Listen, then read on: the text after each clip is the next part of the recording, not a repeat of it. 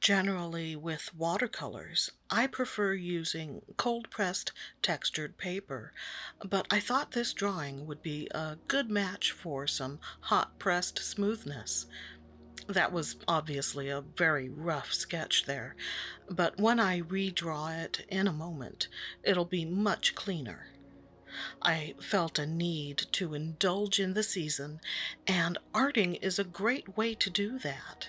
So this piece was a lot of fun for me. To start, I used a Polychromos light-colored pencil to recreate my design on watercolor paper. It's barely noticeable at first, but you'll see it better as the drawing progresses. That's right, just a bit of patience and you'll begin to make out leaves, mushrooms, and potion paraphernalia. Wouldn't it be cool if you could mix up a batch of pure autumn goodness to open up at any time of the year and smell the spiced cider, feel the crisp breeze, and hear the crunching leaves? Then you could bottle it and make millions selling it on Etsy.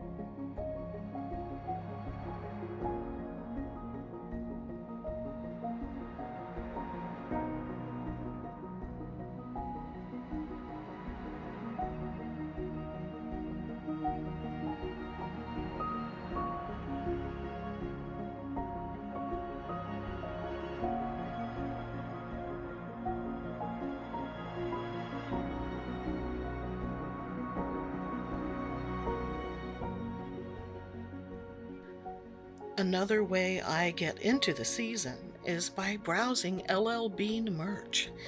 But I guess I waited too long because when I visited their website to request a catalog, hey, I'm old school that way. The only ones available were fall hunting and fly fishing. Where's the Flannel Addicts catalog?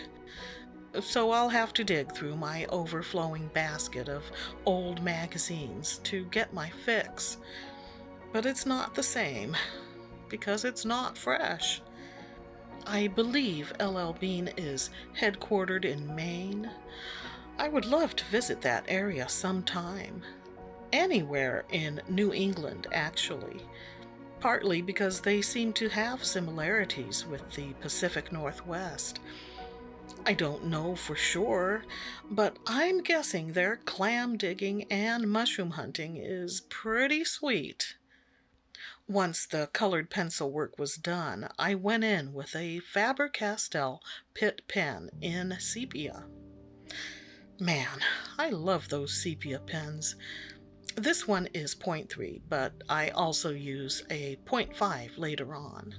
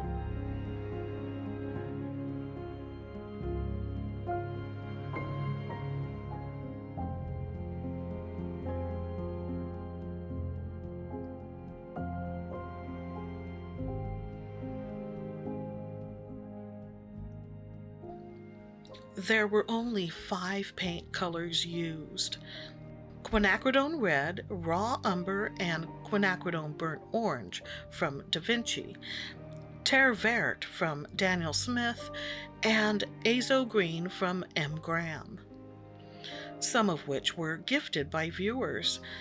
I think the color combination really worked for this piece. This isn't the first time I've used azo green as a base color.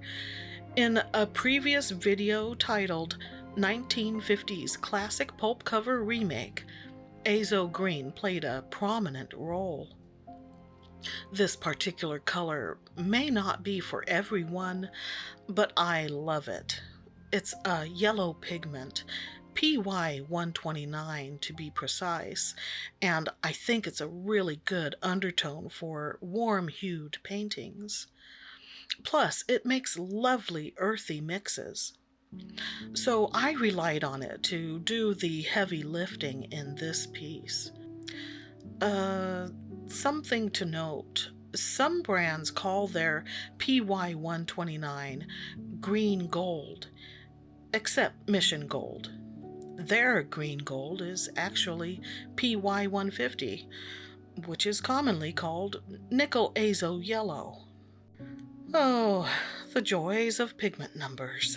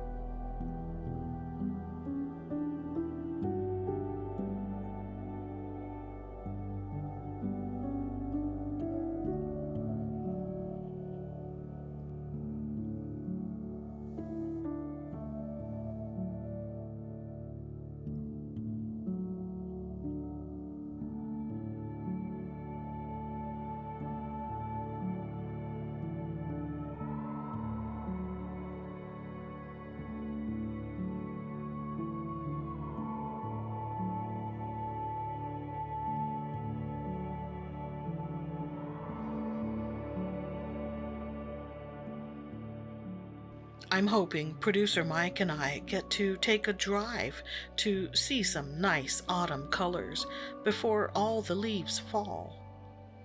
The idea of a picnic under a tree, munching on a curry chicken sandwich and washing it down with hot pumpkin soup from a thermos really appeals to me. Until I imagine bugs falling from the branches, dampness seeping through the blanket, and a slew of body aches from sitting on the ground at my age. I don't consider myself all that pessimistic, just realistic, because I know how these things go. So, yeah, a drive will do just fine. And if there's any outdoor eating going on, let's hope it's at a table with chairs and a heat lamp.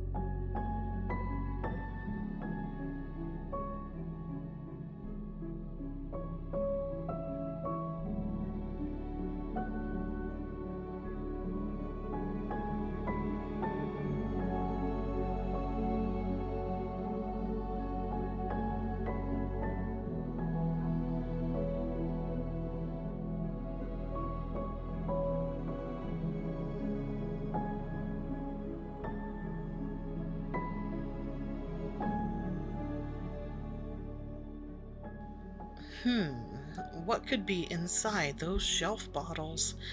I hope it's something other than the usual Eye of Newt.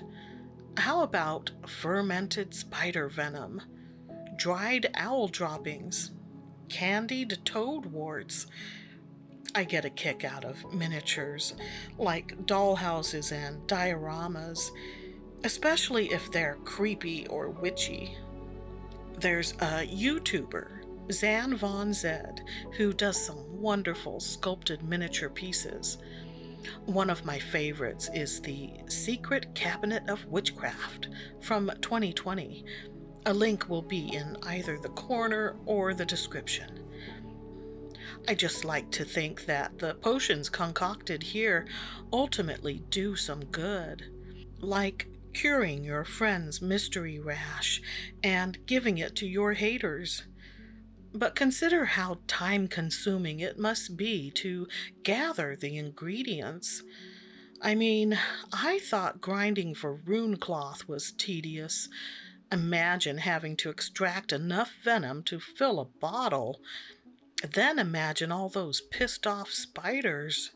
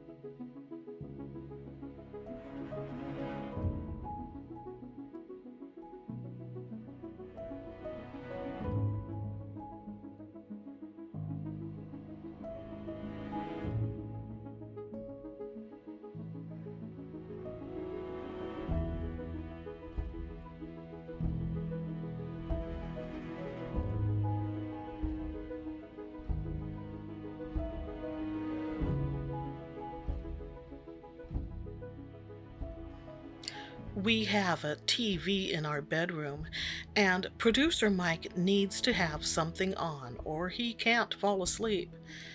At first, it bugged me, but over the years, I've gotten used to it. Enough to the point where every night I automatically queue up an atmospheric video of some sort to fall asleep to. Usually, it has a title like Calm Ocean Waves.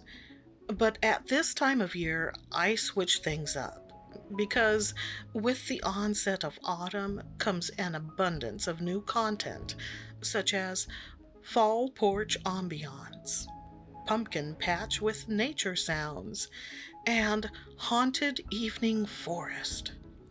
And it was all well and good until that one time I woke up yelling, "The crows! The crows!" So now I'm much more careful when choosing my sleep aids.